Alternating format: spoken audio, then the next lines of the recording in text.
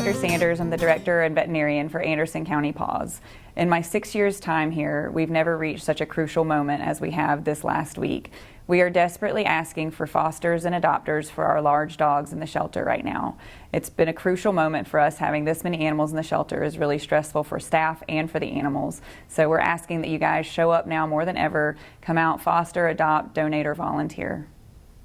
How full is PAWS now? Is this the most capacity you've seen? It has been, except for when I started here in 2016. So yeah, we've definitely got a ton of animals here right now, and it's making it, just really stressful for the staff and for the animals as well.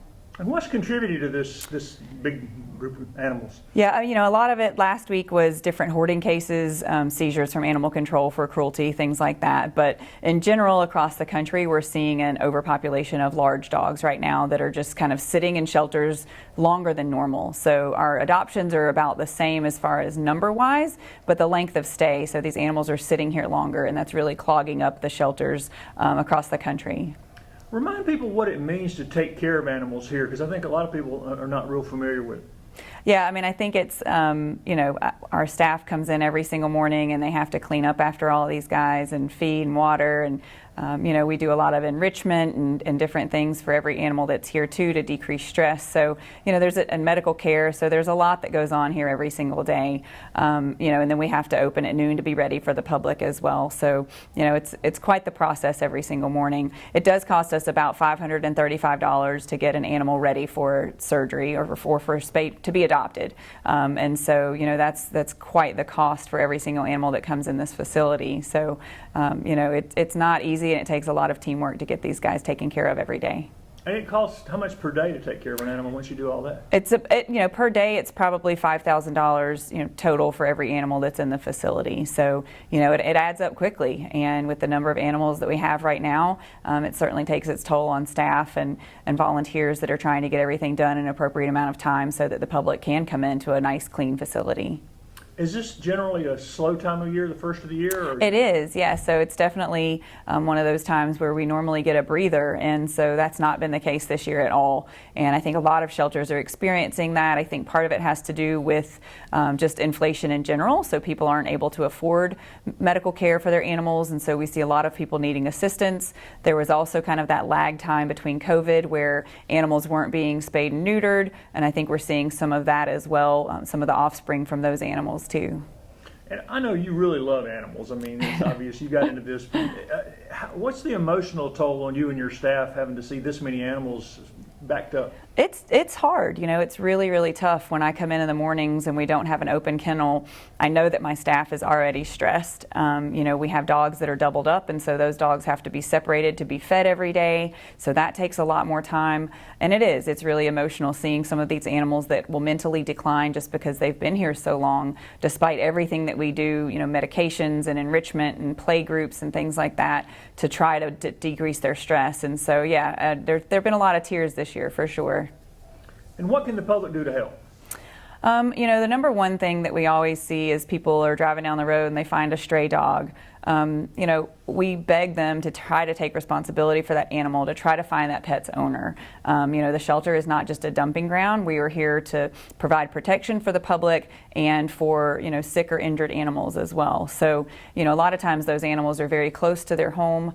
And so, we really ask that people help us. It takes the entire community to take care of the number of animals that we have here in Anderson County. So that's a big part of it. We always need people to adopt. We have amazing dogs here. We get purebred dogs all the time, and then foster homes are also crucial to us. Those are really the bridge between having too many animals in the shelter and being able to appropriately take care of those animals. It doesn't cost the people anything to foster. They just come in, pick out a dog, and then they get to find out all the really great attributes of that dog and try to market it and place it as well. Yeah, I don't think a lot of people are familiar with the foster program. Yeah. Somebody's not ready to necessarily adopt an animal, but they could help ease your shelter. Absolutely, by fostering. absolutely, for sure. What else do you need right now here? So how can people help with this overcrowding? Yeah, blankets are in big need right now, towels, sheets, and then as always we need donations. We love dry dog food and cat food, both canned and wet as well. Those are all really big need right now. And people can just bring them out here? They can, yep. We're open from noon to 5 every day. We're closed on Wednesdays and Sundays, but you can always leave it at the front door, and staff can bring in donations as they show up. And right now you've got plenty of dogs, cats. Yeah, we don't have a ton of cats in-house right now, thankfully, but dogs are everywhere. We've got small breed dogs. We've got tons of really great, medium and large dogs as well. And y'all are doing everything you can to help get these dogs adopted quickly. Everything. We're shameless. So yeah, any plug we have, any goofy commercials or videos, we've begged as much as we can that we just really need people to show up right now and help us, take some of these animals home and love on them. I always think it's really important for the public to spay and neuter their pets, and that's something that can be costly, and so PAWS does have an alternative for that. So please shoot us an email if you have animals that need to be spayed and neutered. There's really no need to have accidental litters that are just going to end up filling up the shelter as well, so that's extremely important as well. Y'all had a very busy year. Let's talk about the year ahead. Do you have any big plans for this year? We did. This year we're really hoping to do a lot more community outreach. And so every year we've kind of added something new to our plate. This year we ended up with a marketing and volunteer coordinator. So we're really doing that, hoping to build our volunteer program. And then we also have a dog behaviorist on staff now. So we're working with some of those dogs that could be more difficult to adopt out, and then we're also able to help people that have adopted from us, and so that's really our two newest employee positions that we have. But community outreach, I think, is really big. We want to do more offsite adoptions. We want to get out there into those low income areas and be able to assist people, whether it's just vaccinations or things like that, and education. So we're really looking forward to getting out there and meeting new people and being able to assist their pets as well. And the dog park has been a real wonderful addition. Remind people about the dog park. Yeah, the dog park is open to the public. You can also come here and take dogs out, or if you want to do meet and greets. So if you have a dog that you're interested in adopting, you can bring your own dog here. So that is definitely available as well. We're really hoping to get some new shade structures out there this year, so it won't be quite as hot in the middle of summer. And so I think that'll make it a lot more accessible for us during the summer months as well.